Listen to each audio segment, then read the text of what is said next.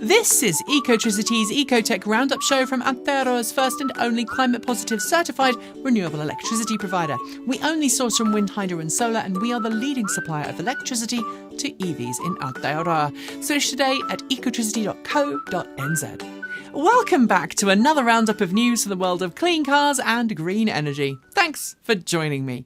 We start today's show with news of a substantial update to a car that we've always viewed as the driver's EV, the Porsche Taycan. In addition to some pretty substantial tweaks inside and out, as well as an updated list of standard fit features and options, the entire Taycan lineup has been given a substantial re-engineering at the drivetrain and battery pack level, with a new, more energy-dense battery pack offering up to 105 kilowatt hours of capacity and the ability to charge from 10 to 80% full in 18 minutes at power levels of up to 320 kilowatts.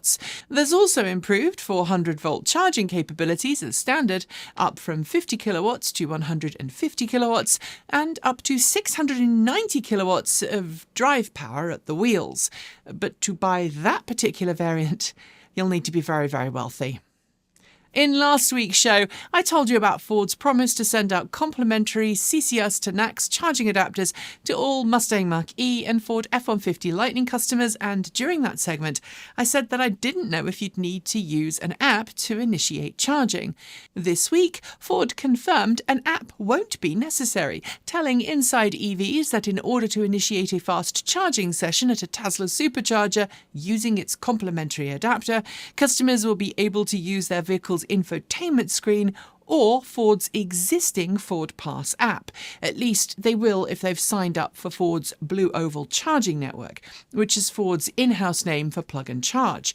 But beware, because while the soon-to-arrive adapters will be physically compatible with all Tesla superchargers in North America, you'll only actually be able to charge at V3 and newer superchargers. While most superchargers are now V3 or newer, not all are.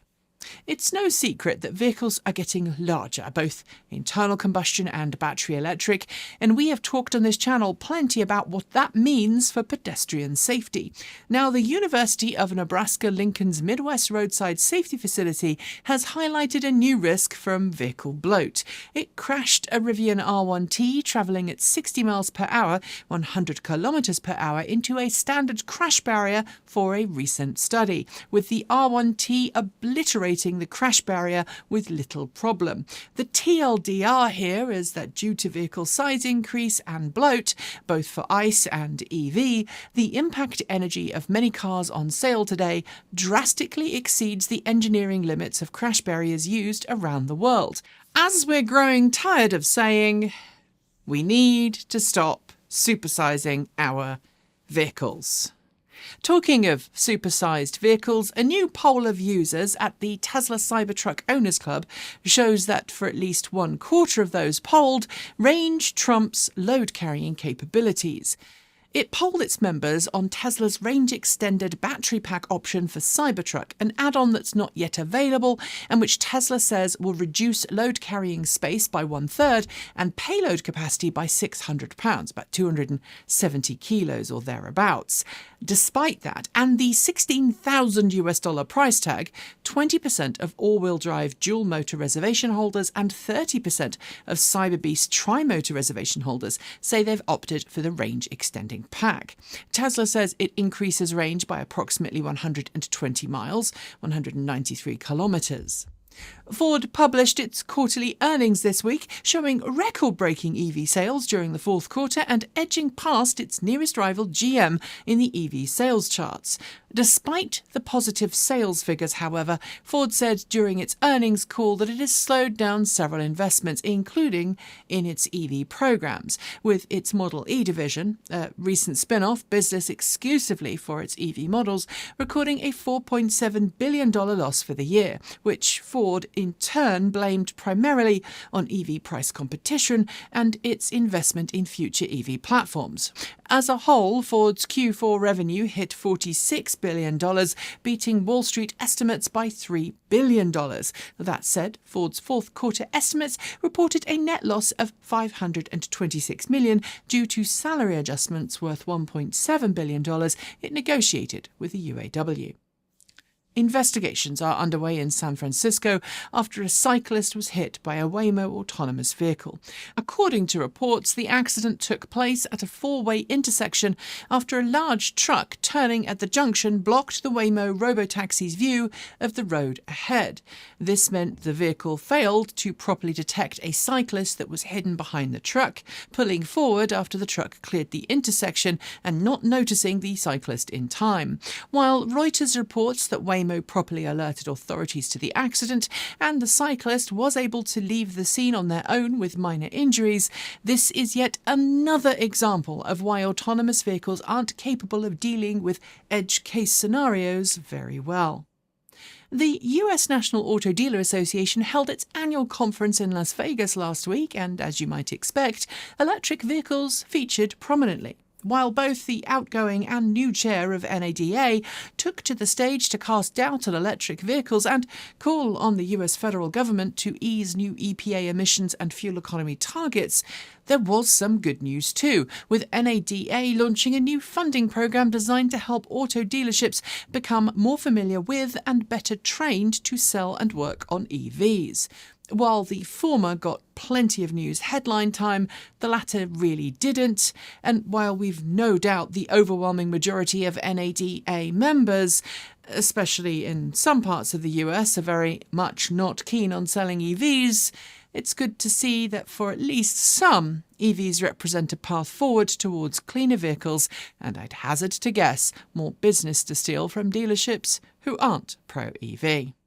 BMW officially revealed its first all-electric wagon this week in the form of the i5 Touring. Available as both a rear-wheel drive and all-wheel drive model, the i5 eDrive 40 Touring and i5 M60 xDrive Touring respectively, it offers an alternative to oversized SUVs for those who need to regularly carry large items, and it will go on sale in select markets later this year with a fully vegan leather interior standard, at least, unless you opt for the M Sport package. We've not had a chance to drive any i5s yet, so I can't give you much on how I expect it to drive, but it is worth noting that the i5 Touring is unlikely to ever go on sale in North America, with BMW being very candid about the fact that this is primarily a European market vehicle. We all know by now that Elon Musk loves to talk about Tesla's full self-driving on his social media platform X, alongside some more inflammatory stuff that I'm not going to go into right now.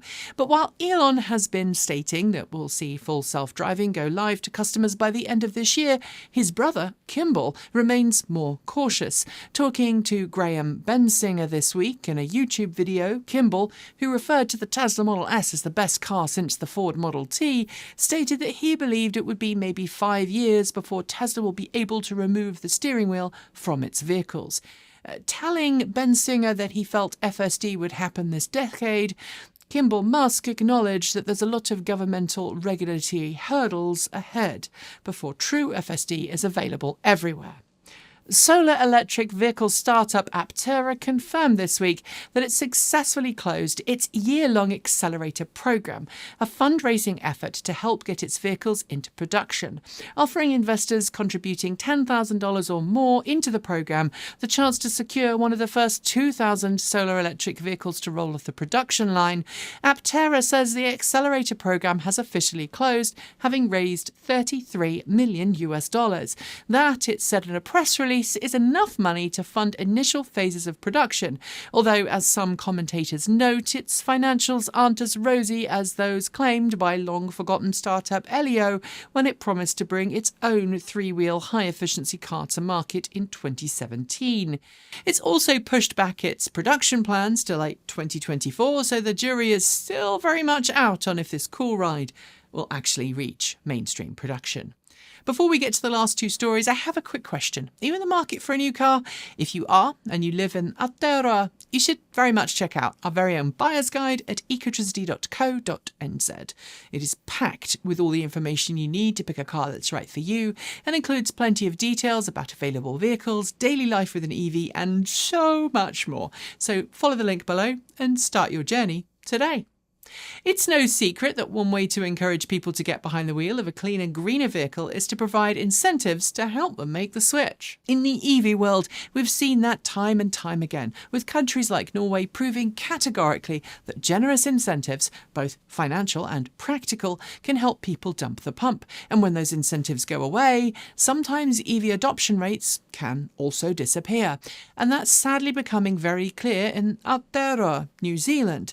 After last year's election, the new government opted to end the clean car discount at the start of this year, leading to record-breaking EV sales in December and a terrible January. At the same time, new fees for EV drivers coming into force in April means that EVs really took a hit, a pair of policies which Better NZ calls unfathomable. We sadly agree. He's hoping the government changes its mind very soon because, as this week's climate change news shows, there's really no time for buggering about.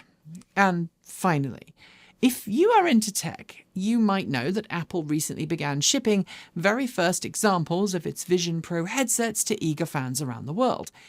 And while the unit itself is ridiculously expensive, basically it's nearly the same price as one of Apple's high-end laptops, we're seeing plenty of videos of people using the augmented reality headset in the real world, however obnoxious that might appear to other people. Using Apple Vision Pro on the metro is one thing, but using it behind the wheel is something completely different. And this week we were inundated with videos of people behind the wheel of a Tesla while using the headset.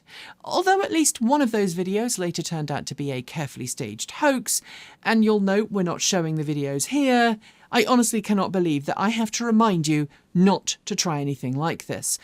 Firstly, Apple Vision Pro really does impact your real-world vision, even in pass-through mode. And secondly, using one behind the wheel, even if you think your car is driving, is dangerous, stupid, and frankly, I think should result in you losing your driving privileges.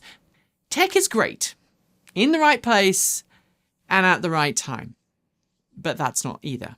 And on this note, we are done for the day. Before I go though, do make sure you've hit the notification bell so you don't miss out on the latest in EV news from the channel. And if you haven't switched yet, why not switch to Aptera's first and only climate positive certified renewable electricity provider. It is super easy to make the switch, and in doing so, you'll help wean the nation off dirty energy and onto clean, green power that will make the land beautiful for generations to come. I'll be back next week as usual, but in the meantime, be sure to check out other great content on this channel, including stuff from the lovely Gavin Kiwi Evie Shoebridge. I'm Nikki Gordon Bloomfield. Have an amazing rest of your week. Ka kite! See you next time.